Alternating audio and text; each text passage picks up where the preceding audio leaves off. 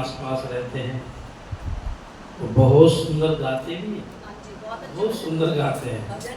मैं सोच रहा था कि भजन सुनाएंगे, लेकिन आपने समय बहुत सीमित कर दिया, जैसी आपकी व्यवस्था। लेकिन प्रवचन भी ऐसा दे के गए जी, क्यों जी 1 घंटे का प्रवचन दे दिया ना 10-15 मिनट में।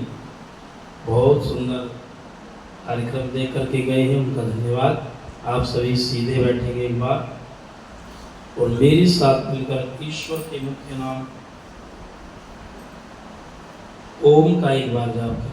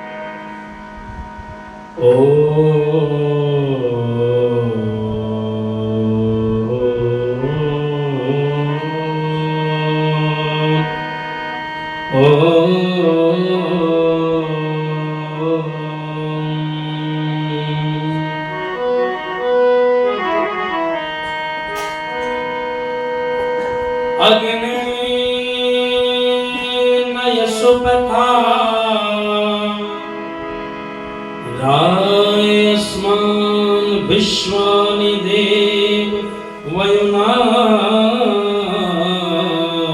विद्वान् यो यो धस्मज्जोराणमेनो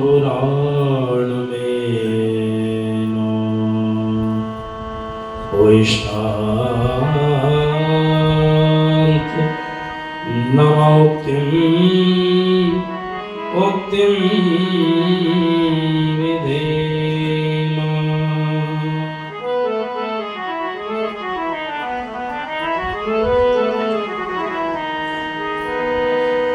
नमो वेद विद्या के प्रकाश करता, नमस्कार ज्ञान के नाश करता, नमस्ते बल बुद्धि के देने वाले, नमस्ते सब दुखों के हर देने वाले, नमस्ते निराकार निर्दोष नायक, नमस्ते परम मित्र सबके सहायक।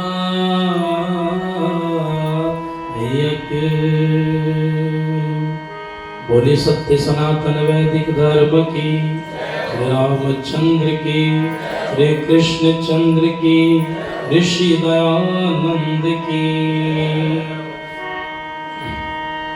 हे मेरे भोले मनवा मनवा,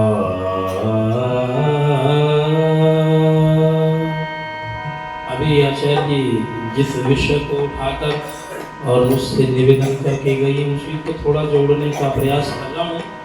आप सब अपने अपने मन का जीवन का चिंतन मनन कर मीठे मीठे सुर में मेरे साथ बोल सकते हैं। ऐ मेरे भोले मनवा ईश्वर के गीत गा, ऐ मेरे भोले मनवा ईश्वर के गीत गा, मिट जाए कष्ट सारे,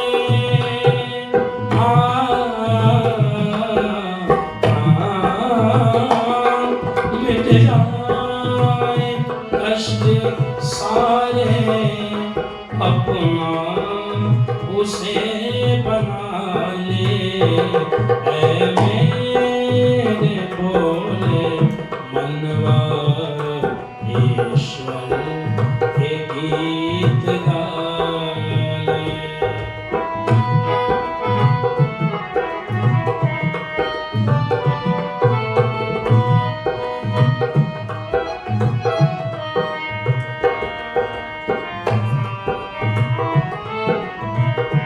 सूरज व चांद तारे तूने बनाए सारे। सूरज व चांद तारे तूने बनाए सारे। ज्योति से तेरी चमके नभ में ये प्यारे प्यारे। प्रभु नाम की ज्योति से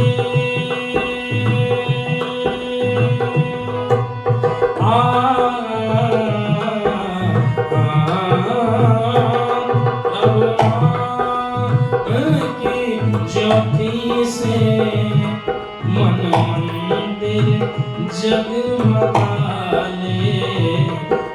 मेरे भोले मनवा ईश्वर के गीत गाले।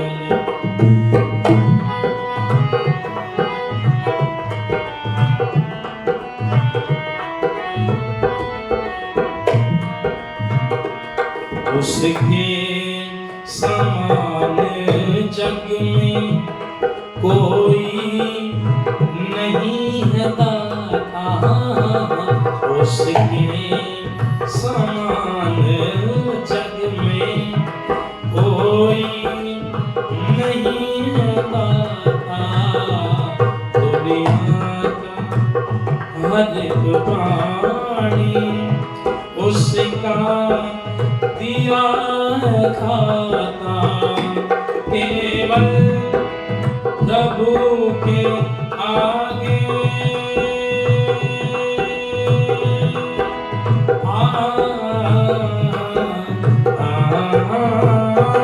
केवल प्रभु के आगे दामन जरा फैला ले। मेरे भोले मनवा ईश्वर के गीत गाले।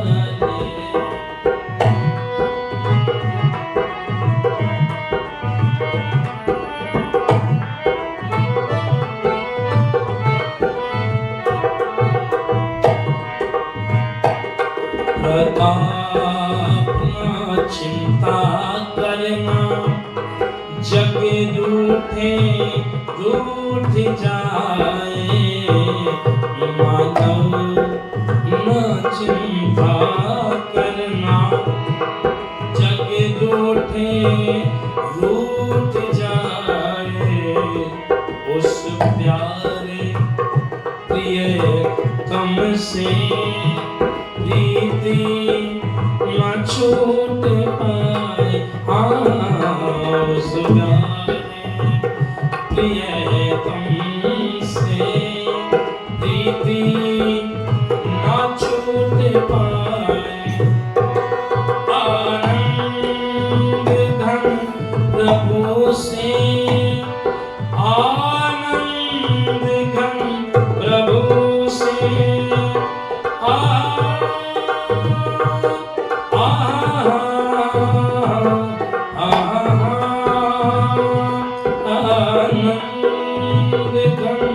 प्रभु से बस को लगन लगा ले।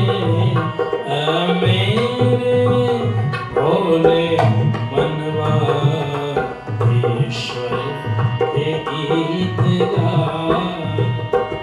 मिट जाए मिट जाए मिट जाए कष्ट सारे। अपना उसे बना ले। मेरे भोले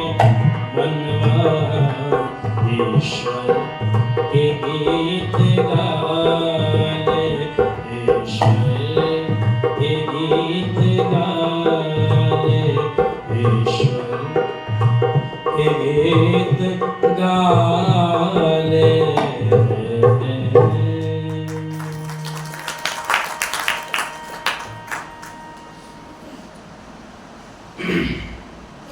वैदिक वेदी पर विराजमान अभी तो है नहीं, जा चुके हैं, लेकिन मुझसे पूर्व आपने जिनका सुंदर व्याख्यान सुना, श्रद्धेय आचार्य रामदयाल जी, और उनसे पूर्व आपने जिनके भजन सुने, हमारे सन्यासी महानुभाव, नाम मुझे याद नहीं, और दूसरे बैठे उनसे भी पहले जिन्होंने सुना है, क्या नाम,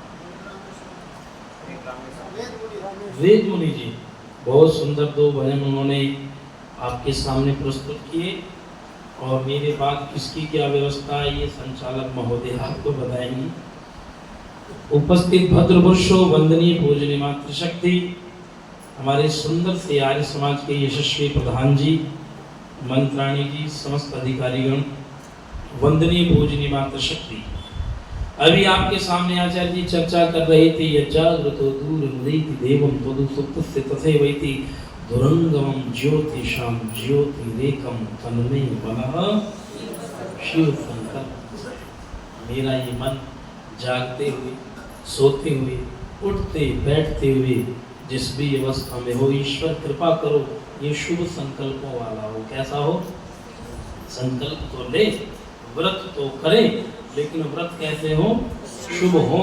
ये व्रत ना हो, ये संकल्प ना हो कि मेरे घर में कार आए या ना आए, लेकिन पड़ोसी के घर में कार बिल्कुल नहीं आने। मेरी 2 मंजिला कोठी बने या ना बने, लेकिन पड़ोसी की बिल्कुल भी बनने, क्योंकि 4 प्रकार के व्यक्ति दुनिया में होते हैं, जो तो बहुत है, लेकिन 4 तरह की विचारधाराएं रखते हैं। तो वो होते हैं जो कहते हैं जो मेरा है वो मेरा है, और जो तेरा है वो बोल दो तेरा है। ऐसे लोगों को कहा है कि ये सामान्य प्रवृत्ति के लोग होते हैं। आपने सुना होगा, ना काहू से दोस्ती, ना काहू से बैर। दूसरे वो होते हैं जो कहते हैं जो तेरा है वो तेरा है, और जो मेरा है भाई वो भी तेरा। ये कौन होते हैं? ये देवता प्रवृत्ति के होते हैं। ये अपना कुछ मानते ही नहीं है, बोले संसार में जो भी है अपना है क्या, सब यही छूटना। लेकिन तीसरे होते हैं जिन दोनों के गुरु होते हैं, वो कौन से होते हैं? वो कहते हैं जो तेरा है भाई, जो मेरा है वो मेरा है, और जो तेरा वो भी निकाल जल्दी से, वो भी मेरा है। लेकिन एक चौथे होते हैं, सबके गुरु के गुरु महागुरु, ये बड़े खतरनाक होते हैं। ये कहते हैं जो मेरा है वो मेरा रहे या ना रहे, लेकिन जो तेरा है मैं वो तेरा कभी नहीं होने दूंगा। ये होते हैं दुर्योधन जैसे लोग। क्यों जी? उसे कोई कम थोड़ी था, कोई कमी थोड़ी थी राजपाट की, लेकिन उसके बाद भी उसने क्या किया? जो भगवान ने उसे दिया था उसमें वो संतुष्ट नहीं हुआ, बल्कि क्या कहा, मैं भले ही बर्बाद हो जाऊं लेकिन पांडवों को सुखी मैं नहीं देख सकता, मेरे स्वभाव में नहीं। ये सबसे खतरनाक विचारधारा होती है। और ये सब चलती कहाँ से है? ये भी मन से ही आती है। और मन को कैसे वश में करे, बहुत सुंदर चीजें आपको आचार्य जी बता करके गए हैं। मैं उनको दोहराऊं तो वो ठीक नहीं है, क्योंकि आपने सुन लिया। बस एक ही चीज मैं कहने लगा हूं आपसे कि एकदम कोई भी चीज नहीं मिलती, धीरे धीरे मिलती है। कैसे मिलती है? धीरे धीरे मिलती है। आपने एकदम तो इतना सुंदर भवन बना नहीं दिया क्यों प्रधान जी? आपसे पहले कोई और रहे होंगे, उन्होंने कुछ प्रयास किया होगा, उनके बाद वालों ने कुछ और किया, और फिर आप लोगों ने किया तो कितना सुंदर बन गया। कोई भी व्यक्ति एकदम न महात्मा सिद्ध विद्वान बनता है, न किसी कला में निपुण होता, वो धीरे धीरे होता है।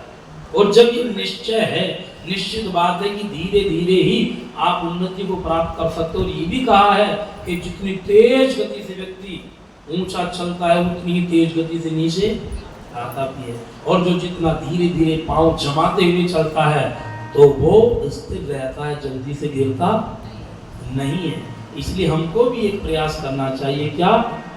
धीरे धीरे हम भी प्रयास करें बैठने का। 1 मिनट, 5 मिनट, 10 मिनट, और धीरे धीरे जब प्रयास करेंगे तो विद्वानों ने कहा है करत करत अभ्यास के जड़मती होत सुजान, रस्सी आवत जात ते सिल पर परत। तो मेरे साथ बोलो जो आचार्य जी निवेदन करके गए थे, ये धीरे धीरे मोड़ तू इस मन को, ये धीरे धीरे मोड़ तू इस मन को, इस मन को तो इस मन को, हाँ धीरे धीरे मोड़ तू इस मन को, इस मन को तो मन मोड़ा, मन मोड़ा फिर कुछ कर नहीं, कहीं दूर प्रभु का घर नहीं। धीरे धीरे मोड़ तो इस मन को, इस मन को तो इस मन को।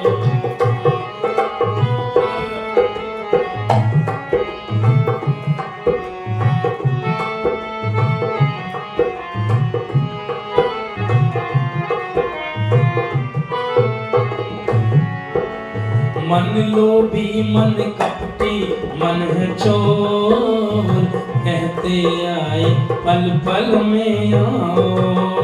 ये मन लोभी मन कपटी मन है चोर, कहते आए पल पल में आओ। कुछ जान ले पहचान ले, कुछ जान ले पहचान ले, होना है विचलित नहीं, कहीं दूर प्रभु का घर नहीं। धीरे धीरे मोड़ दो इस मन को, इस मन को तो इस मन को।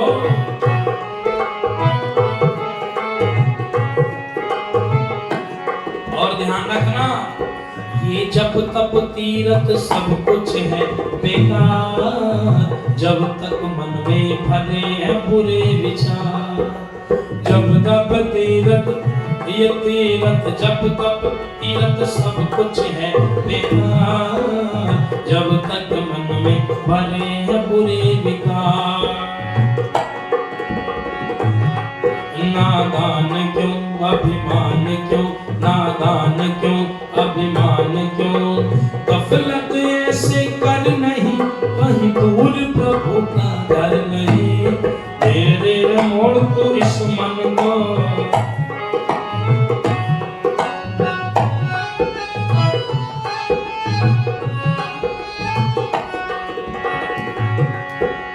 जीत लिया मन फिर ईश्वर नहीं दूर, जान बूझ कर इंसान क्यों मजबूर। जीत लिया मन, लिया मन, लिया मन, लिया मन, तूने जीत लिया मन फिर ईश्वर नहीं दूर, जान बूझ कर इंसान क्यों मजबूर। अभ्यास से वैराग्य से, बताया ना, एक तरफ गड्ढा खोदना है तो एक तरफ बांध भी लगाना है। गड्ढा खोदने की प्रक्रिया, रास्ता बनाने की प्रक्रिया को क्या कहते हैं, क्या कहते हैं, अभ्यास। और बांध लगाने की प्रक्रिया को क्या बता के गए, हाँ याद हो गया तो फिर आगे काम आएगा। अभ्यास से वैराग्य से, अभ्यास से वैराग्य से, कुछ भी है दुष्कर नहीं, कहीं दूर प्रभु का घर नहीं। एक साथ बोलो, तू धीरे धीरे मोड़ तो इस मन को, इस मन को, तू इस मन को, धीरे धीरे मोड़ तो इस मन को, इस मन को, तो इस मन को। मन मोड़ा, मन मोड़ा कुछ कर नहीं, कहीं दूर प्रभु का घर नहीं। धीरे धीरे मोड़ तो इस मन को, इस मन को, तो इस मन को। धीरे धीरे मोड़ तो इस मन को, इस मन को, तो इस मन को।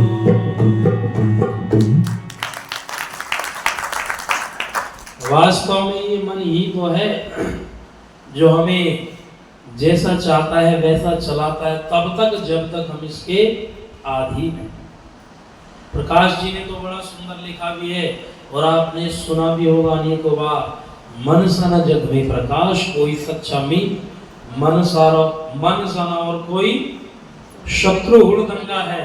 मन ही से रीत प्रीत मन से शांति गीत, अरे मन ही से कलह कपट द्वेष और दंगा है। ये मन ही मिलाता ईश, मन ही दिलाता मुक्ति, मन ही तो डालता सुकर्म में अड़ंगा है। मन है मरीज तो लजीज कोई चीज नहीं, और मन यदि चंगा तो कटौती में ही, बस ये मन ही तो है।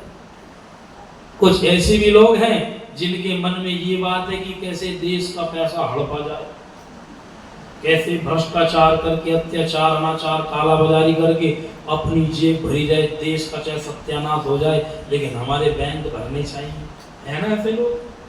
पहले लोग कहा करते थे, हे भगवान इतना दीजिए, हे मेरे दाता मुझे इतना दीजिए जामे कुटुंब समाए और मैं भी भूखा ना रहूं, अतिथि ना भूखा जाए।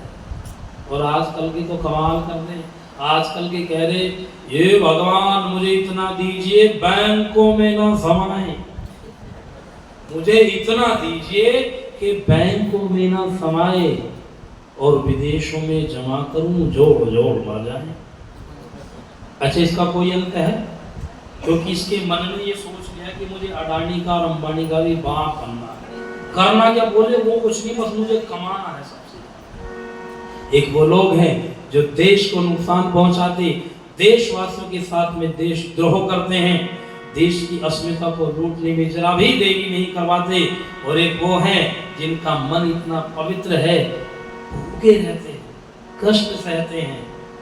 एक समय वो भी था जब रात को 2 बजे खुला था कोर्ट, लेकिन किस लिए खुला था? याकूब मेमन की फांसी को माफ करवाने के लिए। एक वो भी काला दिन था, और एक अब ये भी दिन है, 2 ढाई बजे 4 बजे खुलती है कोर्ट, खुली थी ना, लेकिन किस लिए? देश से एक बेकारा और देश का जो बिल्कुल घाव कर रहा था ऐसे बोर्ड को कमजोर और समाप्त करने के लिए। समाप्त तो नहीं हुआ, लेकिन कमजोर तो कुछ कर ही दिया है। और जिस दिन आप और संगठित हो जाओगे उस दिन ये समाप्त भी हो जाएगा। लेकिन उसके लिए हमको अपने अपने कर्तव्यों का पालन करना पड़ेगा। जब जब हम बंटते हैं तब तक हम कटते ही, ध्यान रखना। इसके उदाहरण बहुत है समाज में। इसलिए अपने मन को मजबूत बनाकर देश के लिए भी कुछ हमारे मन में भाव होने चाहिए। ये मत सोचो देश ने हमें क्या दिया, ये सोचो हमने देश को क्या दिया। अगर वो सब लोग ये सोचते कि देश ने हमें क्या दिया, तो चंद्रशेखर आजाद, वीर सावरकर, अशफाक उल्लाह खान, राजेंद्र सिंह लाड़ी, ऋषि दयानंद, श्याम जी कृष्ण वर्मा, महाराणा प्रताप, वीर शिवाजी, ये लोग ना लगते देश की सेवा में, और आज आप और हम नहीं होते। निश्चय ही ये ईश्वर नहीं थे, लेकिन राम को आज अगर आप मंदिरों में पूज पा रहे हो तो ध्यान रखना, ये छत्रपति शिवाजी महाराज और महाराणा प्रताप की ही देन है कि भगवान आज मंदिरों में पूजे जाते। ये ना होते तो न जाने क्या से क्या हो गए होते। तब किसी ने बड़ा सुंदर लिखा, आइए सुनते हैं।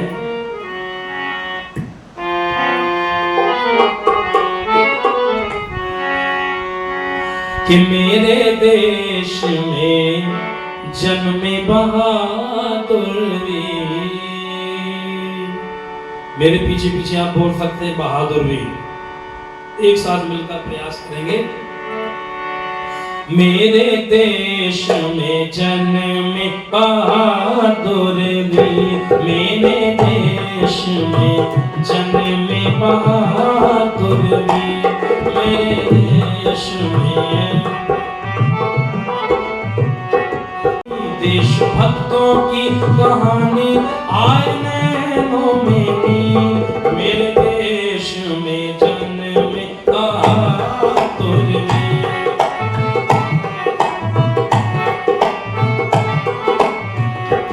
और कैसे कैसे वीर जन्मे?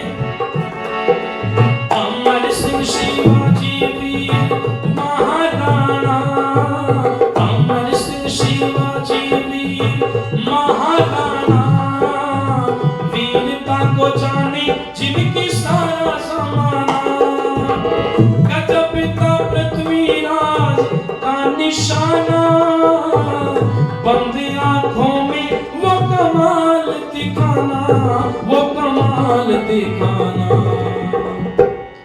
उसने बोल को पहचान करके मारा था तीर, उसने बोल को पहचान करके मारा था तीर।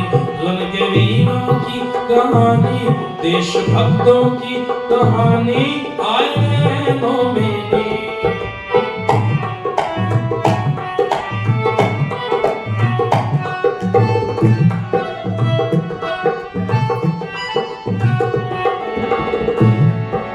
वीरता वीरों ने यहाँ अपनी दिखाई, गोलियां सीनों पे हंस हंस के खाई। जिनका चित्र आप देख रहे हैं स्वामी श्रद्धानंद महाराज, जिस समय ये कानून के विरोध में गए तो लोगों ने इनका साथ दिया, पीछे थे, लेकिन अंग्रेजों ने क्या किया, बंदूक से डराना चाहा और सामने संगी ने आगे बोली पीछे हट जाओ नहीं तो गोली से बंदूक चलेगी, सीने को पार कर जाएगी। तब वो स्वामी श्रद्धानंद ही थे। लोगों में जब डर का माहौल बना, लोग पीछे हटने लगे, तो ऐसे होते नेता सबसे आगे आकर और सीना खोलकर कहते हैं, अगर ब्रिटिश सरकार में दम है, तुम्हारी बंदूक में ऐसी गोली है, तो जो सन्यासी का सीना खुला है, गोली चलाओ। वो संगी ने झुक गई थी, इनके सीने पर गोली वो चला ना सके, कानून को वापस लेना पड़ा। ये कौन थे? ये कौन थे? स्वामी श्रद्धानंद, धीर धीर सन्यासी। और ऐसे एक नहीं, अनेकों थे। ये डटे रहे और बहुत लोग तो ऐसे भी थे जो गोलियां खाते रहे लेकिन मुस्कुराते रहे। कौन थे वो? वीरता वीरों ने यहाँ अपनी दिखाई, गोलियां सीनों पे हंस हंस के खाई। अंग्रेजों से लड़ी थी वो लक्ष्मीबाई, हार नहीं मानी, अपनी जान खपाई, अपनी जान खपाई। उसके मुंह में थी लगाम, मुंह में थी लगाम, उसके मुंह में थी लगाम, उसके मुंह में थी लगाम, दोनों हाथों में शमशीर। सुन के वीरों की कहानी, देशभक्तों की कहानी आए बहनों मेरी।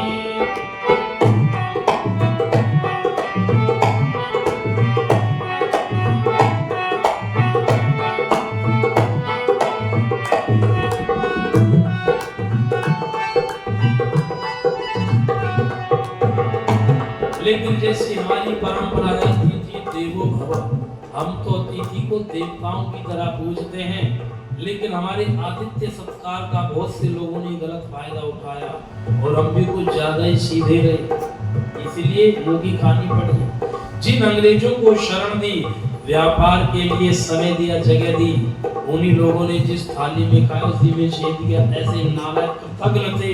कौन थे ये? अंग्रेज, ईसाई लोग। हम लोग कई बार घबरा जाते और कहते हैं अंग्रेज। अंग्रेज कौन थे? ईसाई थे। क्यों नहीं बोलते साफ साफ? हम लोग कह जाते मुगलों ने अत्याचार किया। मुगल कौन थे? मुसलमान थे। क्यों नहीं बोलते? वो ऐसे मुसलमान थे जो कुरान के परचम को फहराने के लिए न जाने कितने निरपराध लोगों की हत्या करी उन लोगों ने। तो सच तो बोलना चाहिए। अंग्रेजों ने देश में जब करी गद्दारी, देश लूटा दुखी किए हिंद के नर नारी, देश लूटा दुखी किए हिंद के नर नारी। तो ऐसे में आए थे दयानंद ब्रह्मचारी, ऐसे में आए थे दयानंद ब्रह्मचारी, देश को दे गए लाखों क्रांतिकारी, लाखों क्रांतिकारी। फिर तोड़ी गुलामी की आरी वीरों ने, जंजीर तोड़ी गुलामी की आरी वीरों ने। सुन के वीरों की कहानी, देशभक्तों की कहानी आए नैनों में नीर। मेरे साथ बोलो मिलकर, मेरे देश में जन्मे बहादुर वीर, मेरे देश में जन्मे बहादुर वीर, मेरे देश में जन्मे बहादुर वीर।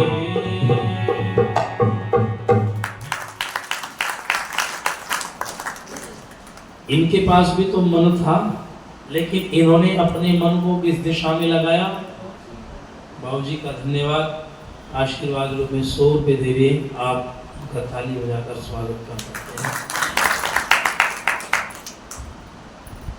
मन हमारा है, लेकिन हमको किस दिशा में मोड़ना है, इसके लिए सामर्थ्य भगवान ने हमें दी हुई है। लेकिन हम खुद को कमजोर असहाय मानते हैं और मन को ज़्यादा मजबूत समझते हैं। लेकिन सच पूछो तो अपनी गलती, अपनी कमी मन में थोपते हैं।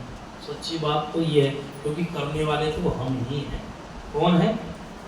नहीं तो जहाँ एक तरफ गद्दार लोग थे, वहाँ ऐसे वफादार लोग भी तो थे, जिन्होंने चढ़ती हुई जवानी भारत माता के चरणों में अर्पित कर दी। और आज भी कोई कमी नहीं है। क्यों जी? योगी जी या मोदी जी जो हैं, इनको कोई कमी थोड़ी ना है। ये चाहे सुख से रह सकते हैं, चाहे बहुत आरामदायक जीवन बिता सकते हैं, लेकिन मेहनत कर रहे, पुरुषार्थ कर रहे, कहीं न कहीं देश के प्रति उनके मन में भाव है, सनातन वैदिक संस्कृति के प्रति भाव है, तभी तो दिन रात मेहनत कर रहे हैं। मैं किसी पार्टी का समर्थक नहीं हूँ, लेकिन जो लोग हमारे देश के लिए काम करते हैं, देश के लिए जीते मरते सोते जगते हैं, वो हमारे हैं और हम उनके हैं। इतना तो हमें सोचना ही चाहिए। इतना नहीं करेंगे तो हमसे बड़ा कृतज्ञ कौन होगा? तो एक ऐसे लोग थे जिन्होंने अपने प्राणों को आहूत कर दिया, भारत माता के चरणों में अपने जीवन को समर्पित कर दिया। तभी तो आज आप और हम ये चर्चा सुन पा रहे हैं, कर पा रहे हैं। और अगर ये ना होते तो स्थिति कितनी भयानक हो सकती थी। ये पाकिस्तान की हालत देख लो, पाकिस्तान में आज क्या हालत है, बांग्लादेश में क्या हाल बने हुए हैं। मैं निवेदन आप सभी से करने लगा हूं। आप सोच रहे होंगे न जाने इन महावीरों की इतिहास, इनकी चर्चा क्यों करने लगे। चर्चा इसलिए करते हैं, जो जाति अपने इतिहास को भूल जाती है वो नष्ट हो जाती है। इसलिए हमेशा अपना जाज्वल्यमान इतिहास सुनते सुनाते रहना चाहिए। लेकिन इस पर एक बात विचार करने की ये भी है, कौन सी है? कि इतिहास पढ़ने पढ़ाने का, सुनने सुनाने का लाभ क्या है या कब है लाभ? तो इतिहास सुनने सुनाने का, इतिहास पढ़ने पढ़ाने का लाभ तब है, कब है? कि जब इतिहास में भूतकाल में हमारे पूर्वजों से जो गलतियां हुई हैं, उन गलतियों को हम वर्तमान में ना दोहराएं, और जो अच्छे काम उन्होंने इतिहास में किए हैं उनको हम करें। तभी तो कोई लाभ है कि नहीं है? क्यों जी? बोल दो हाँ या ना। मेरी बात समझ में आ रही है? वैसे क्या कहीं सीधे मोक्ष में तो नहीं पहुंच गए? कई बार ऐसा भी होता है, मुझे लगता आप सुन नहीं रहे, लेकिन वास्तव में आप बहुत ध्यान से सुनते हैं। जैसे मैंने आज वहाँ बताया, एक जगह महात्मा बुद्ध उपदेश कर रहे थे, तो उपदेश करे सामने देखा उनके कुछ शिष्य सोने लगे, तो उन्होंने आवाज लगा करके कहा, भंते सो रहे हो? उन्होंने कहा नहीं तो महाराज। तो ये बात पक्की, जब कोई सो रहा हो ना सभा में, उसको आप कह दो कोई सो रहे हो, तो कहता नहीं जी मैं तो बहुत ध्यान से सुन रहा हूँ, मैं सो नहीं रहा हूँ, बहुत ध्यान से सुन रहा हूँ।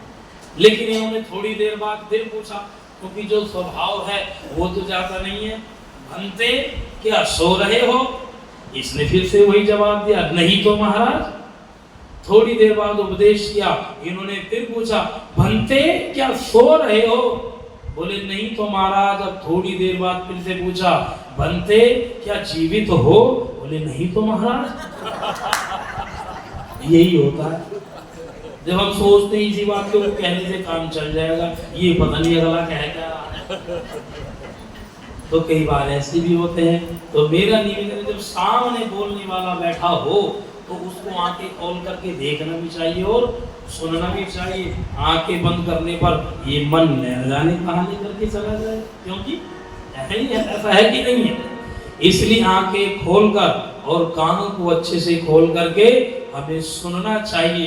जब सुनते हैं तो पता हमें चलता है हमारे ही हित की बात कही जा रही है। ध्यान रखो, एक लाला हरदयाल एमए हुए, आपने नाम सुना होगा, सुना कि नहीं सुना? आपके सामने ये तो बातें सब बताते हमारा देश गुलाम हो गया, हम विश्व गुरु थे, हम ऐसे हो गए वैसे हो गए, लेकिन हुए क्यों? उसके मूल में क्या था? इसके मूल में क्या था? इसी प्रश्न का उत्तर देने के लिए मैं घटना सुना रहा हूं। लाला हरदयाल में परीक्षा हॉल में बैठे हैं, माता जी का धन्यवाद 100 रुपये उत्साहवर्धन के लिए दे रहे। मैं निवेदन आपसे कर रहा था कि लाला हरदयाल एमए परीक्षा हॉल में बैठे और प्रश्न आया। प्रश्न क्या था? अंग्रेजों की भारत में शासन करने की नीति का विस्तार पूर्वक वर्णन कीजिए। अब इन्होंने प्रश्न पढ़ा, उस समय तो पता नहीं क्या समय रहता होगा, लेकिन आज तो लगभग 2.5-3 घंटे का रहता है। इन्होंने कॉपी और पेन दोनों रख दिए और सोने लगे आराम से। परीक्षक ने कहा, अध्यापक ने बोले भाई सो क्यों रहे, लिखो। बोले जी कितना समय अभी समाप्त होने में प्रश्न पत्र के, परीक्षा का जो समय? बोले अभी तो लगभग 2.5 घंटे हैं। उसने कहा जब केवल आधा घंटा बचे तब मुझे उठाना, मुझे सोने दो। समय निकल गया, आधा घंटा बचा। बोले अब कुछ लिख लो अब तो। उसने कहा कितना समय बचा? बोले आधा घंटा। इन्होंने कहा जब केवल 10 मिनट बचे तब उठाना भी और सोने दो। अब ये फिर सो गए। बोले पता नहीं क्या था जमा। अब जब केवल 10 मिनट बची, इन्होंने फिर उठा, भाई अब तो कुछ लिख ले, नहीं तो बिल्कुल ही फेल हो जाएगा। इसने कहा कितना समय बचा? बोले 10 मिनट। बोले जब केवल 1 मिनट बचे तो मुझे बता देना। अब जब 1 मिनट पहले हाथ हिला, बोले काफी छिनने वाली है, लिख ले कुछ। तो इन्होंने कॉपी उठाई और पेन उठाया और एक वाक्य लिखा, डिवाइड एंड रूल, फूट डालो और राज करो। बोले यही नीति है कि इसके लिए 3 घंटे का क्या समय चाहिए, ना कॉपी भरने की जरूरत है। और वास्तव में ये बीमारी आज भी हमारे साथ में लगी हुई है, हमारा पीछा नहीं छोड़ा इस बीमारी। अच्छा बताओ ऐसा है कि नहीं है? पहले देश लड़े, राजा लड़े, राज्य लड़े, जनपद लड़े, गांव लड़े, लेकिन आज भी उस बीमारी ने पीछा नहीं छोड़ा है। आज घर में भाई भाई से लड़ रहा है, बहन बहन से लड़ रही है, जबकि वेद क्या कहता है? बहन बहन से द्वेष ना करे, भाई भाई से द्वेष ना करे, बल्कि कैसे रहे?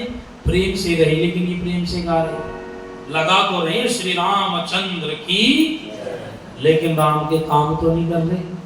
मैंने बताया था राम अपने भाइयों के साथ प्रेम से रहते थे, अकेले कभी भोजन नहीं किया, हमेशा भाइयों के साथ में किया। और हम तो अकेले सब कुछ जितना हो सके उतना घोटाला कर लो। पहले शादी होने के बाद भी कई जगह ऐसा सुना है, माँ बाप भी गलती करते हैं, चोरी चोरी भरते हैं, चोरी चोरी। ऐसा एक तरीका ठीक है क्या? बहन की शादी हो गई, माँ बाप ने उसको दूसरे घर भेज दिया, अच्छी व्यवस्था कर दी, अब भाई यहाँ पर है। बहन को देना गलत नहीं है, बहन को दो, बेटी को दो, लेकिन चोरी करके दोगे तो वो लगेगा क्या? और नाजायज दोगे तो वो लगेगा क्या? अगर बच्चे अच्छे हैं तो आपस में बात करके दे, उतना दे जितना उचित है, क्योंकि चोरी का माल आपने सुना होगा मोरी में जाता है। और कभी भी ऐसे घर भरता भी नहीं है, बड़े लोग कहते आए हैं अपनी मेहनत से ही भरता है। तो जो जायज है वो करे और जो नाजायज है उस पर चिंतन करे, नहीं तो घर टूट जाएंगे जैसे कि टूट गए। तो भाई भाई से लड़ रहा है, बहन बहन से लड़ रही है, तो रामनवमी मनानी हमें सफल नहीं होगी। रामनवमी मनानी सफल तब होगी जब हम आपस में प्रेम से रहे। कैसे रहे? प्रेम से मिलकर चलो, बोलो सभी ज्ञानी बनो, पूर्वजों की भांति तुम कर्तव्य के मानी बनो। मैं तो आपसे निवेदन करने लगा हूं कि राम के वंशज कृष्ण के बेटे, ऋषियों की संतान, तू अपने गौरव को पहचान, तू अपने राम के वंशज कृष्ण के बेटे, ऋषियों की संतान, तो अपने गौरव को पहचान, तो अपने। इतनी पावन है ये धरती, विश्व लेखनी वर्णन करती, गंगा यमुना की धाराएं कल कल करती यहाँ विचरती। इसी धरा पर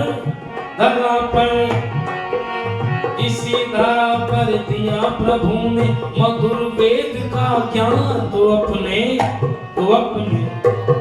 पहचान, तो अपने गौरव को पहचान।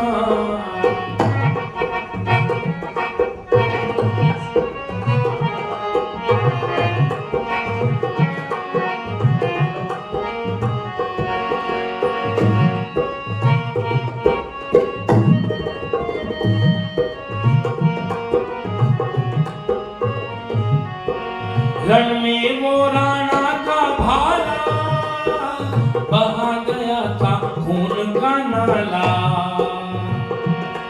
और अमर सिंह की तेज कटारी चीर गई सम्राट का साला। अमर सिंह की तेज कटारी चीर गई सम्राट का साला। खून खराबा खून खराबा कर गई पल में शक्ति की कृपा, तो अपने गौरव को पहचान, तो अपने। और जहां पुरुष वर्ग आगे रहता था, माताएं भी पीछे नहीं रहती थी। आचार्य जी ने आपको बताया था, क्या नाम था उनका? उभय भारती, उभय भारती थी जो मंडन मिश्र की पत्नी थी। शंकराचार्य और मंडन मिश्र के बीच न्यायाधीश की भूमिका जिसने निभाई, ऐसा गौरवमय इतिहास हमारे सनातन वैदिक धर्म के अलावा दुनिया में कहीं देखने को सुनने को नहीं मिलेगा। ये स्थान माताओं को हमारी वैदिक संस्कृति में भी मिला है। सारं धातुर्गा महामाया, दुश्मन का कर गई सफाया। सारंगा दुर्गा महामाया, दुश्मन का कर गई सफाया। गजब किया लक्ष्मी बाई ने, अंग्रेजों का दिल दहलाया। अरे लक्ष्मण सिंह बेमोल देश की लक्ष्मण सिंह बेमोल देश की कर गए ऊंची शान। एक साथ बोलिए मिलकर, तू अपने गौरव को पहचान, तू अपने गौरव को पहचान। राम के वंशज कृष्ण के बेटे ऋषियों की संतान, तू अपने गौरव को पहचान, तू अपने गौरव को पहचान, तू अपने गौरव को पहचान।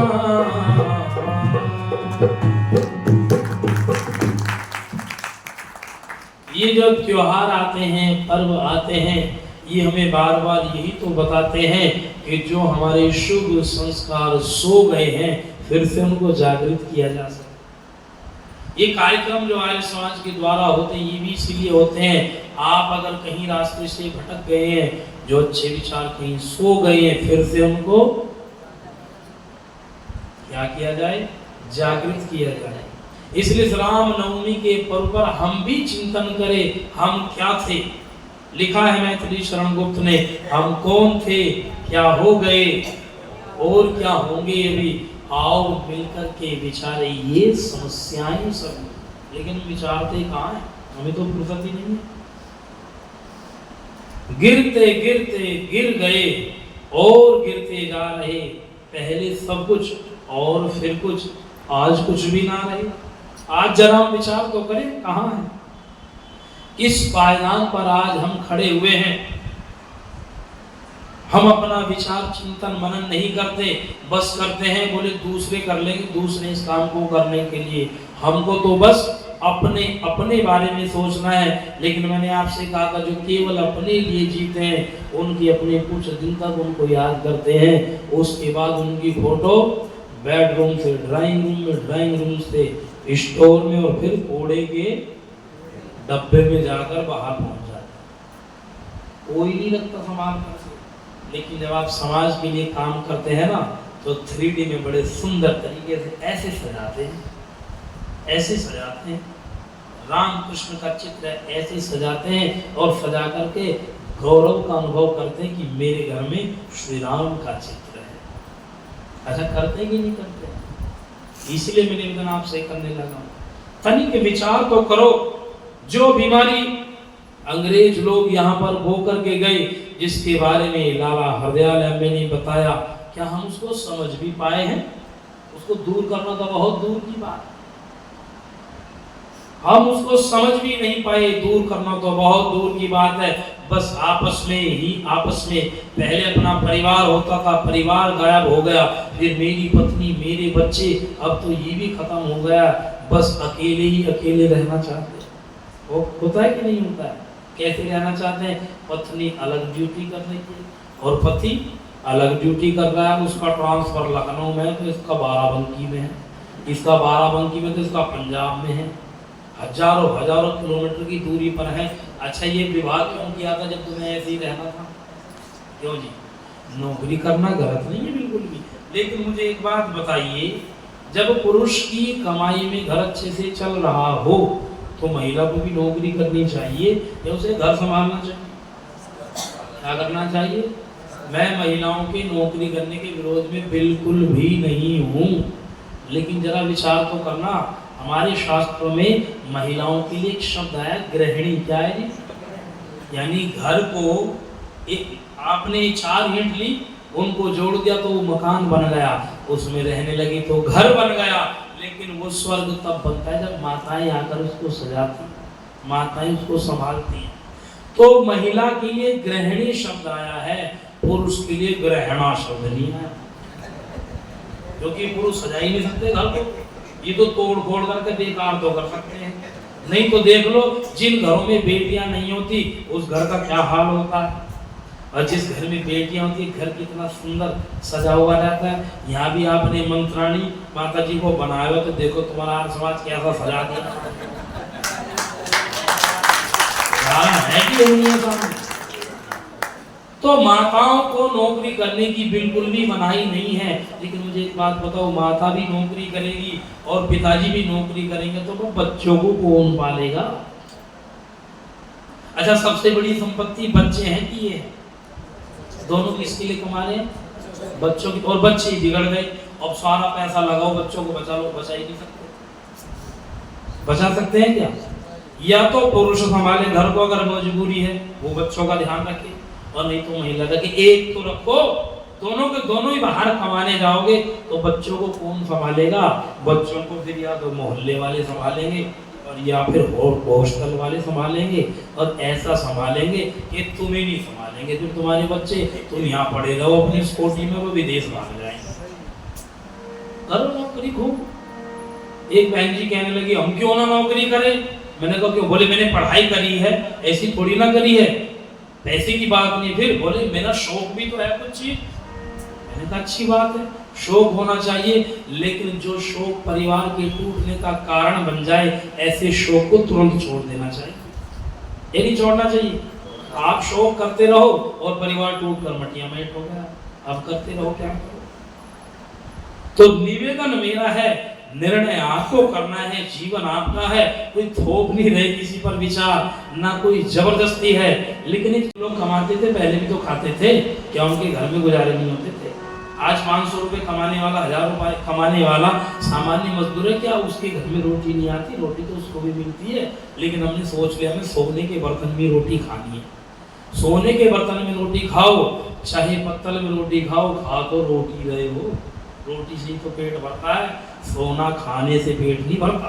हाँ, सोने से जरूर तसल्ली मिलती है, सोने से, उस वाले सोने से नहीं। इसलिए मैं निवेदन आपसे करने लगा हूं, निर्णय जरूर एक बार करें। हम बाहर हो रहे हैं, पास बैठने का समय नहीं है, और हमारी इस दूरी का लाभ हमारे विरोधी, कई बार पड़ोसी, कई बार रिश्तेदार, कई बार कुछ और लोग भी उठाते हैं और हमें आपस में लड़ाने का काम करते हैं। तब शोभाराम प्रेमी जी ने लिखा था, क्या लिखा था, ये सुनते हैं।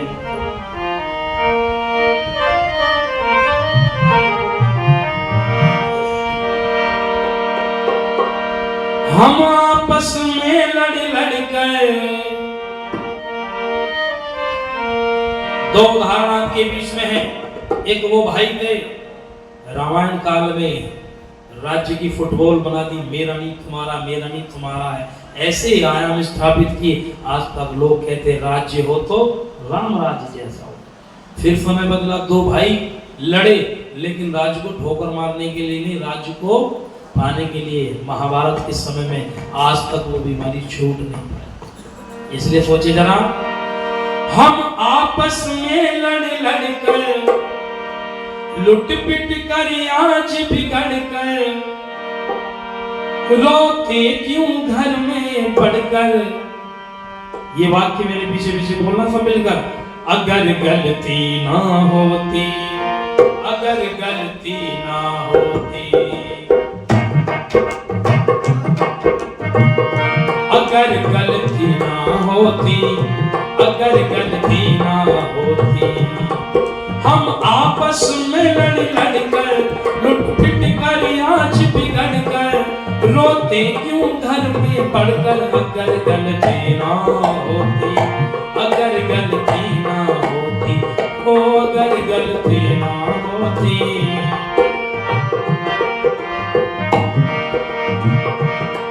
वैदिक सभ्यता का था देश पुजारी, वैदिक सभ्यता का था देश पुजारी, थी उच्च मान्यता एक रोज हमारी, थी उच्च मान्यता एक रोज हमारी। ये दुनिया वाले सारे कवि शिष्य थे हमारे, ये दुनिया वाले सारे कवि शिष्य थे हमारे, गए चरणों में पढ़ पढ़ कर। अगर गलती ना होती, अगर गलती ना होती, ओ अगर गलती ना होती। कभी भूमंडल पर था राज हमारा, चक्रवर्ती सम्राट अगर कहीं हुए तो यही हुए। कहाँ हुए? चक्रवर्ती सम्राट का मतलब है जिसका पूरी धरती पर शासन चलता था, और हमारा पूरी धरती पर शासन चलता था कब तक? कब तक? जब तक हम वेद के अनुयायी थे। जब से वेद से विरुद्ध हम चलने शुरू हुए, सब लोग विरुद्ध चलने लगे, क्योंकि अभी तो सिर्फ होते, अभी ने तो सिखाया लोगों को, और सिखाने वाला ही भटक जाए तो दूसरों के क्या हाल हो। कभी भूमंडल पर था राज हमारा, सिर पर कोहनूरी था ताज हमारा, सिर पर कोहनूरी था ताज हमारा। आज महाकंगाल शेरों के आगे श्रृंगार, आज महाकंगाल शेरों के आगे श्रृंगार, गुर्राते नहीं अकड़ कर। अगर गलती ना होती, अगर गलती ना होती, ओ अगर गलती ना होती।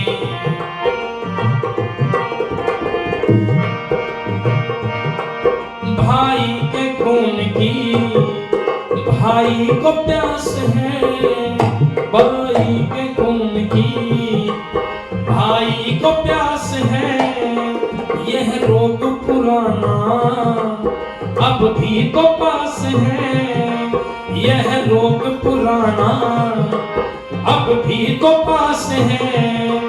न्यारे न्यारे परिवार करके नफरत की दीवार, न्यारे न्यारे परिवार करके नफरत की दीवार, चलते क्यों आज बिछड़ कर। अगर प्रेमी ऋषि दयानंद काट देते सारे बंध, प्रेमी ऋषि दयानंद काट देते सारे बंध, बस जाता नगर उजड़ कर। अगर गलती ना होती, अगर गलती ना होती, अगर गलती ना होती, अगर गलती ना। हम आपस में लड़ लड़ कर, लुट पिट कर आज बिगड़ कर, रोते क्यों घर में बढ़कर। अगर गलती ना होती, अगर गलती ना होती, अगर गलती ना होती, अगर गलती ना होती। 。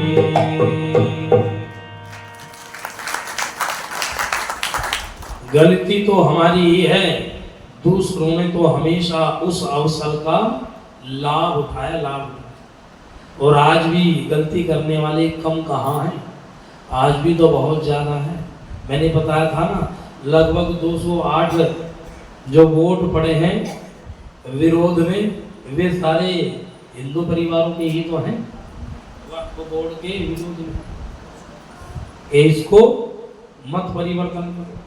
वो तो अच्छा था, कुछ अच्छे लोग भी थे जिनका मन देशभक्ति में था, उन्होंने वोट डाले तो ये देश इसमें काम हुआ। लेकिन कब एक विद्वान हुए राजीव दीक्षित जी, आपने नाम सुना हुआ है ना, ज्ञान के था सागर समर्पित इतना योग्य व्यक्ति कि चाहता तो शायद आज अंबानी को भी फेल कर देता, इतना पैसा कमाता। पूरे विश्व में उससे ज्यादा धनवान कोई नहीं हो सकता था, इतना दिमाग वाला, इतना माइंडेड व्यक्ति। लेकिन उसे एक ही भूत चढ़ गया बस। दूसरों की भाषा में, हमारी भाषा में तो वो नशा था इसका, देशभक्ति का नशा, आजादी बचाओ आंदोलन। लेकिन हमने उनको कितना समझा, उनकी बातों को कितना फॉलो किया।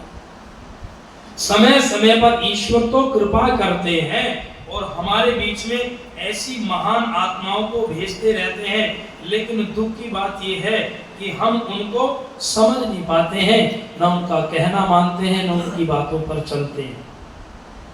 हमारे मन में जोश सा आता है, जैसे एक movie I the Kashmir files, देखा तो कुछ जोश सा आया, थोड़े दिन बाद फिर ठंडा हो गया। फिर आई द केरल स्टोरी, देखी कुछ जोश सा आया, फिर ठंडा हो गया।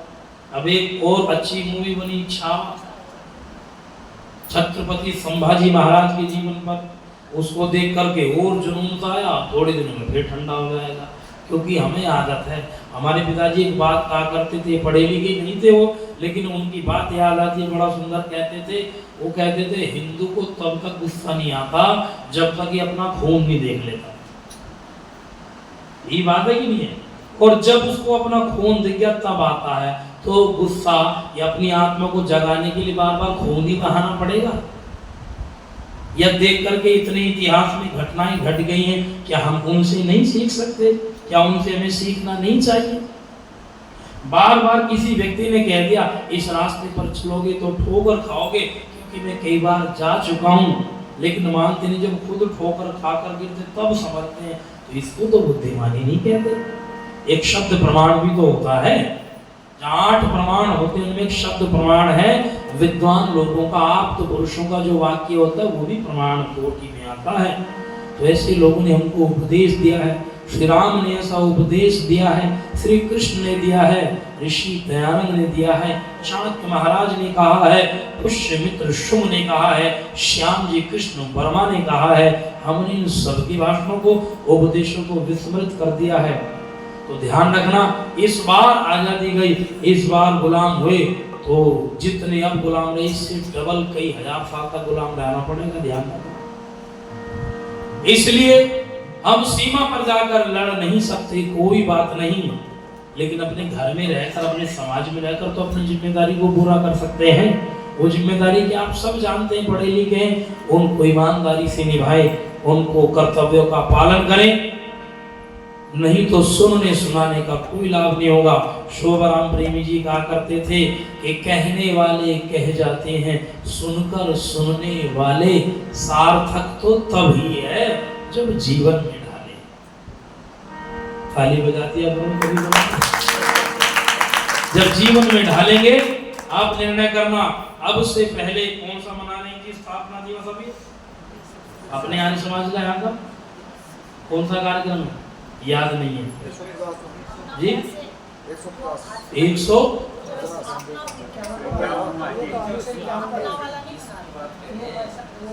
अरे अपने सारे समाज का कौन सा उत्सव है?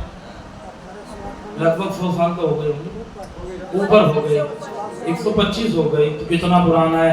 अब आप जरा चिंतन करना, पुराने लोग तो अपना काम करके गए, आप सब लोग बैठकर चिंता करना, चिंतन करना, चिंता नहीं, क्या करना कि हमें जब से ये जिम्मेदारी सोहान जी की, मंत्राणी जी की जिम्मेदारी नहीं, कभी सोचे नहीं पद मिल यही करेंगे, जिम्मेदारी सबकी है। अब से 10 वर्ष पूर्व हमारा आज समाज कहाँ था और आज कहाँ है। आज हमें इतने वर्ष हो गए, अब से 1-2 साल बाद हम कहाँ होंगे, इसकी योजना बनाए। भवन तो सुंदर बन गया, बहुत अच्छी बात है।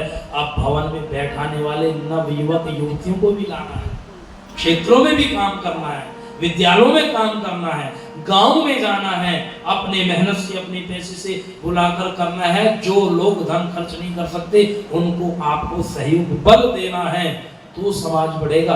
ये नहीं यहीं बैठकर उत्सव मनाते रहो, ये वाले तुम्हारे में आ गए तुम इनके में चले गए, हो गया काम। ऐसा ही होता है ना, क्या ऐसे नहीं करना। तो निर्णय करेंगे, परिवर्तन आएगा जब हम मिलकर के चलेंगे, तो ऋषिवर का स्वप्न साकार होगा। जैसे ऋषि जब चले थे, लोगों में हलचल मच गई, ये कौन है, ये कौन है जिसने आकर हिंदू को झकझोर दिया है, ये कौन है जिसने ईसाइयों की खाट खड़ी कर दी, जिसने मुसलमानों की नींदें हराम कर दी है, ये कौन है। प्रेमी जी लिखते हैं, अरे वह कौन आया चौंक उठी है दुनिया जिसके नाम से, पाखंडियों में हलचल मच गई है जिसके प्रोग्राम से। वह कौन आया, वह कौन आया चौंक उठी है दुनिया जिसके नाम से, पाखंडियों में हलचल मच गई है जिसके प्रोग्राम से। वह कौन आया,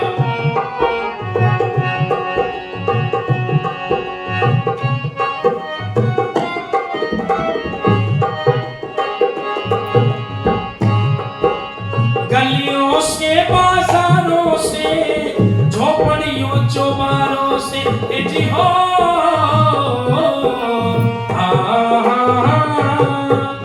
गलियों से बाजारों से झोपड़ियों चौबारों से वेद ऋचाएं गूंज उठी है श्वासों की झनकारों से, बागों से बाहरों से।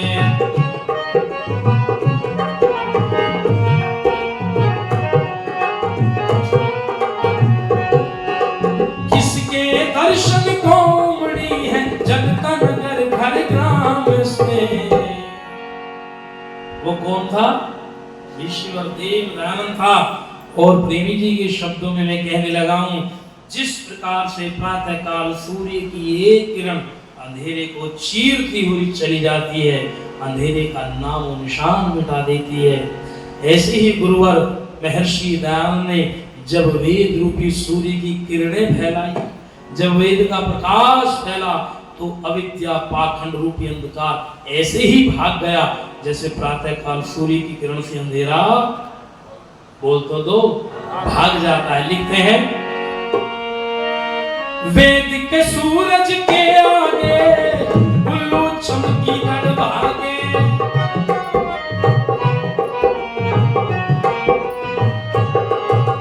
वेद के सूरज के आगे उल्लू चमकी गड़ भागे, मजहब को एक ढोंग समझ सब मत मतांतर वाले जागे, सब उल्टे झगड़े त्यागे, मजहब को एक ढोंग समझ सब मत मतांतर वाले जागे, सब उल्टे झगड़े त्यागे। वैदिक धर्म की दीक्षा लेने, वैदिक धर्म की दीक्षा लेने आ रहे शुभाराम से। एक साथ बोलो मिलकर, अरे वह कौन आया चौंकी उठी है दुनिया जिसके नाम से, पाखंडियों में हलचल मच गई है जिसके प्रोग्राम से। वह कौन आया चौंकी उठी है दुनिया जिसके नाम से, पाखंडियों में हलचल मच गई है जिसके प्रोग्राम से। वह कौन आया, मेरा दयानंद ऋषिवर गुरुवर आया।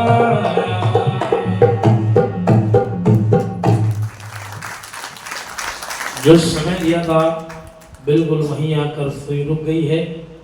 बाबूजी का धन्यवाद, 100 रुपये देकर उत्साहवर्धन कर रहे हैं।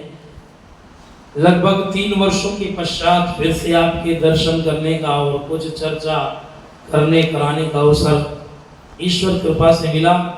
आदरणीय कर्णदेव शास्त्री जी आदरणीय मंत्राणी माता विनीता जी, प्रधान जी, आपकी पूरी टीम के प्रयत्न पुरुषार्थ ये सुंदर कार्यक्रम हम सब के लिए रखा गया। हम सब ने इसको सुनाया है, इसलिए इसका लाभ तो तभी है जब एकांत में बैठकर इसका चिंतन भी हम करें। हो सके तो जो याद है उसको लिखें, क्योंकि जो चीज लिखी हुई होती है न जाने कब हमको पतित होने से बचा ले। इसमें घटना आती है, पूरी तो मैं फिर आकर के सुनाऊंगा, लेकिन जैसे आचार्य जी ने बताया था भारवी की घटना सुनाई थी ना, ऐसी भारवी जब 12 वर्षों के लिए अपनी ससुराल में चले गए थे गाय चराने के लिए, ये सजा ऐसे ही प्रायश्चित होगा। तो गाय चराते चराते, अब गाय चरा रहे, पशुओं को चरा रहे, तो पैसा तो उतना है नहीं जिससे गुजारा हो सके। ससुराल में कितने दिन निभेगी? ससुराल में जाओगे तो एक दिन आदर सत्कार होगा, 2 दिन होगा। जैसे एक व्यक्ति का हुआ था तो उसने लिख दिया था, जब रोजाना फल फ्रूट मिष्ठान अच्छे मिले तो उसने दीवार पर लिख दिया, ससुराल स्वर्ग का द्वार। ससुराल तो सास ने पढ़ लिया, सोचिए तो जमना सोच रहा है, और ये झमझम अगर जम गया तो बड़ी गड़बड़ हो जाएगी। तो उसने उस वाक्य के नीचे लिख दिया, ऊपर लिखा हुआ था ससुराल स्वर्ग का द्वार, ससुराल स्वर्ग का द्वार दिने 2-4 दिन, उसके बाद तो काम करना पड़ेगा। तो उन्होंने भी काम किया, लेकिन जब गाय चराते चराते 8 साल हो गए तो एक दिन पत्नी दुखी होकर के गई, अब ऐसे कैसे चलेगा, घर खर्च के लिए कैसे कुछ तो करना पड़ेगा, घर में भोजन की भी समस्या आ गई है। तो भारवी विद्वान थे, उन्होंने क्या किया, एक पत्ता लिया और पत्ते पर एक वाक्य लिखा। हालांकि इस विचार का आधार बनाकर मैं आपके सामने सुना चुका हूँ घटना, और कहा ले इस श्लोक को ले जा, और इस श्लोक को ले जाकर के कहीं बेच देना इसको। खेती खेती पागलों जैसी बात करते, इसको कौन खरीदेगा? बोले इसको बुद्धिमान खरीदेगा। कौन खरीदेगा? किसी मूर्ख को मत देना, इसको किसी गरीब को मत देना, किसी बुद्धिमान को देना। कहने लगी कौन खरीदेगा? बोले भारवी का वाक्य है, तो जा तो सही। ये गई इसको बेचने के लिए, पूरा दिन हो गया, किसी ने नहीं खरीदा। बाजार में एक आई, बड़ा सेठ था, उसकी पत्नी आई, उसने कहा ये क्या है? बोले श्लोक है। इसका क्या मतलब है? बोले इसका मतलब है कि बिना विचारे जल्दबाजी में समझ गए होंगे, शीघ्रता में बिना विचारे जल्दबाजी में कोई कार्य कोई निर्णय नहीं करना चाहिए। इसी को तो सुनाया था मैंने। उसने इसको पसंद आया, वो पढ़ी लिखी सेठानी थी, उस विचार को लिया और आज की भाषा में कहता हूँ शीशे में जड़वाया और लगा लिया अपने मकान में अंदर। अब इसके पति भी बाहर गए हुए थे, इसने तो श्लोक खरीद लिया, 5000 में दे दिया ले जाकर के भारवी को। अब इसके पति लगभग 12 वर्षों के बाद में सेठानी के, अब जब ये आए तो इसने देखा इसकी सेठानी सो रही है, लेकिन सो तो रही है, उसके पास में कोई युवक सो रहा था। अब इसको बड़ा दुख हुआ, इसने सोचा 12 वर्षों में आया हूँ तो इसका मन जरा कहीं भटक गया है, इसने किसी और से विवाह कर लिया है या गलत कर रही है। अब दुख हो गया, मैं इसके लिए कष्ट भोग रहा हूँ, बाहर तड़प रहा हूँ और ये ऐसे काम कर रही है। अब सहा नहीं गया, रहा नहीं गया, इसने तलवार उठाई और उठा करके अपनी पत्नी को और उस पुरुष को, दोनों को जैसे ही गर्दन में उनकी मारकर तलवार को गर्दन में मारकर मारना चाहता था, तो जैसी तलवार यूं उठाई ना पीछे से, तो पीछे जो टंगी हुई थी तस्वीर जिस पर श्लोक लिखा हुआ था उसमें लगी और वो गिर गई। अब जैसे वो गिर रही थी उसे आवाज आई तो उसने तुरंत उसको पकड़ लिया, उस पर जो लिखा था उसको पढ़ा। क्या पढ़ा था? शीघ्रता में या जल्दबाजी में बिना विचारे कोई भी कार्य नहीं करना चाहिए, तो भारी दुख उठाना पड़ सकता है। बुद्धिमान था, इसने पढ़ा तो तलवार एक तरफ रखी, पत्नी को उठाया और उठा करके कहा, देवी तुम्हारे पास जो लेटा है ये कौन है? पत्नी उठी, पैर से नमस्कार किया और कहा, हे पतिदेव आप नहीं जानते, ये कोई और नहीं, ये आपका ही बेटा है। किसका बेटा है? तो कहते मेरा बेटा? मेरा तो कोई बेटा था नहीं। बोले जब आप जा रहे थे आपको पता नहीं था, लेकिन ईश्वर कृपा से मैं गर्भ से थी। ये बच्चा बेटा ईश्वर कृपा से हुआ, पालन पोषण किया, इसका शरीर अच्छा है।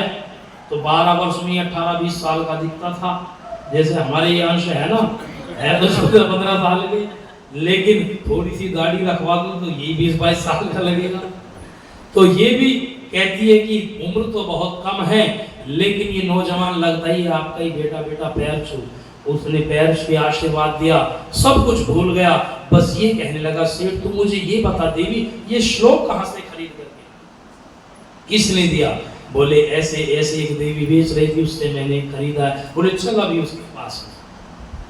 कुछ नहीं सूझा, जितना धन कमाया था सब ले गया, उसके पास में गया और भारवी के चरणों में रखकर उस धन को पैर को छू करके कहता है, महाराज आप एक विचार ने मेरा पूरा परिवार बर्बाद होने से बचा लिया।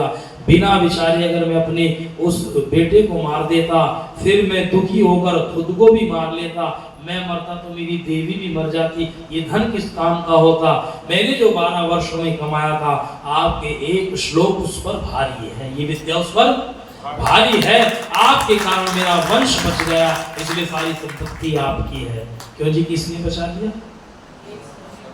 एक विचार ने बचा लिया। इसलिए मैं निवेदन आपसे करने लगा हूं, जो चीजें मैंने आपको यहाँ बताई है, आचार्य जी ने बताई है, उन पर चिंतन मनन करें, जीवन में धारण करें। क्या कमी रह गई है, उन कमियों को दूर कर आगे चलने का प्रयास करें।